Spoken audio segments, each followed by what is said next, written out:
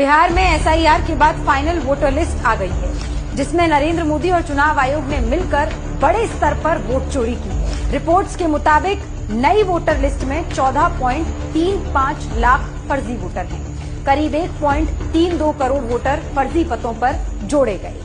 मृतकों के नाम फाइनल वोटर लिस्ट में शामिल हैं। एक ही नाम वोटर लिस्ट में कई बार दर्ज है।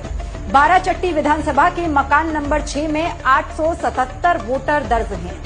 मटिहानी विधानसभा के एक घर में 855 वोटर दर्ज हैं। परसा विधानसभा के एक घर में 853 वोटर दर्ज हैं। पिपरा विधानसभा के एक मकान में 505 और एक अन्य घर में 442 वोटर दर्ज हैं। नई लिस्ट आने के बाद साफ हो गया है कि नरेंद्र मोदी और चुनाव आयोग वोट चोरी में लगे हैं और एसआईआर इनका नया हथियार है। लेकिन नरेंद्र मोदी याद रखें, उनका वोट चोरी का खेल जनता समझ चुकी है और चुनाव में जवाब देगी।